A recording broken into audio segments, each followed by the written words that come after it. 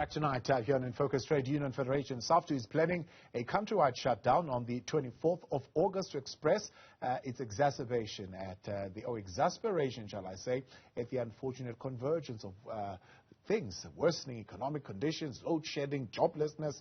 The list is endless. General Secretary Zwelinzima Mavavi further revealed that the Federation has obtained a certificate which allows unionized workers to partake in the shutdown. Joining us now to explain whether South Africa can handle another shutdown is SAFTU President Ruth Ntlokotse.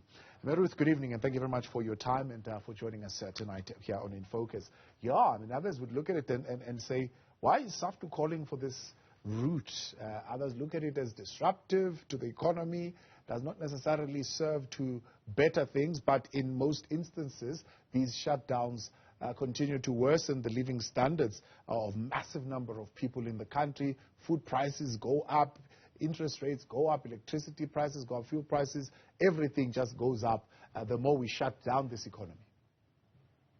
Good evening, Tawa, and the viewers of Newzroom, and thank you so much for inviting us. Maybe let me start by first explaining that our National Executive Committee, which started on Monday the 4th up until yesterday, took stock on a number of issues that the working class in this country were confronted with. And like you said earlier on, that the prices of food are actually increasing. The cost of living it's increasing almost on a daily basis. And the people that are feeling the brunt, it's the working class and the poor. For an example, if you can look at the price of milling meal, January this year, it was seated at around 172 rands for 10 kg, and now it's seated at 178. The price of illuminating paraffin, it's now seated at 35 rand and 35 rand a liter, and the list goes on and on. The price of petrol, when we woke up Wednesday morning, the price of petrol increased by more than 2 rands per liter. And these are all the issues that are affecting the working class and the poor, and the workers are feeling the brunt, are feeling the pinch. And if you can look at the rolling mass blackout of electricity, workers are feeling the heat. We've got people that are relying on especially the informal sectors, that are relying very much on electricity. They're feeling the heat. Workers, I can make an example of some of the smelters. We know how the business of the smelters operate, that they're not supposed to switch off their ovens. And with this electricity load shedding, we are receiving the Section 189. Workers are going to be retrenched as a result of that. And there's high rate of unemployment, and that is the formal rate of unemployment is now seated at above 35%. And if you can look at the people that are highly affected, these are our youth between 15 and 24.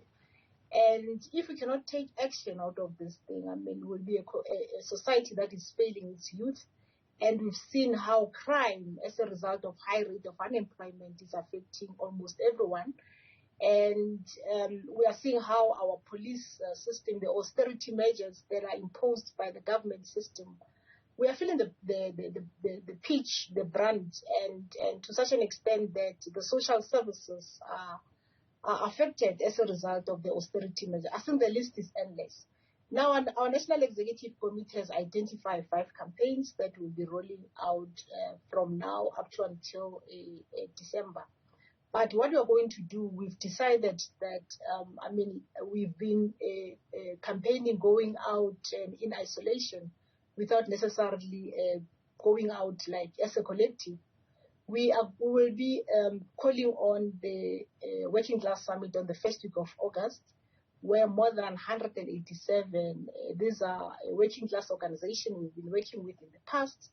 But our National Executive Committee, they said that we need to invite everyone who's aligned with the working class plight.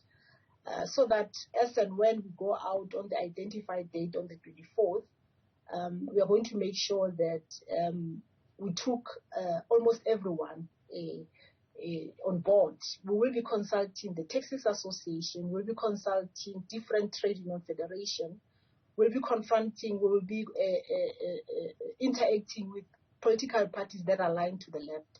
so that when we call for the National Day of Action, which is the 24th of August, it will be the day where the economy of this country will be on standstill. Yeah. So basically, how do you see that increasing the efficiencies in all the issues that you have mentioned? I mean, after we shut down the whole day of the economy, are we going to wake up tomorrow and have a better economy?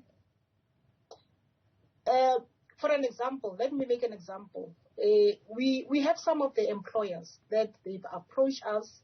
They are saying that we need to have a joint program of action, both the trade unions and the employers association organizations, so that when we approach the government, especially around this issue of the rolling mass blackout, we can be able to put more pressure. We did it in the past, especially in one of our affiliates in SAFTU. We put pressure on the government. And at the end of the day, there was a bit of a movement. So we are not only looking on the 24th that come the 25th, it's business as usual. We are saying that let's join hands with everyone who's affected, of course, those who are associated with the plight of the working class. And immediately after that, there will be an action that develops out of that joint campaign of everyone. It's not a once-off activity, but that will be the beginning. Yeah, and how do you then expect that this is going to change things? I mean, what response do you expect out of this intervention, for example, around questions of security and availability of energy? Let me make an example. If we can look at, among other issues that, especially at ESCOM, corruption is very much central in ESCOM, and we are seeing how issues of corruption are being handled. We have seen how the state capture report, and we've now had more than one volume of state capture that is being issued, and we've seen how the NPA is actually dragging their feet in terms of executing those who are implicated in the state capture report. It's just a tip of an iceberg. But if we can start putting more pressure, we become active citizens of this country. There can be a change, because of what is actually happening currently is that post 1994, we've seen how the African National Congress government, they've demobilized society. So we are saying that it cannot be business as usual.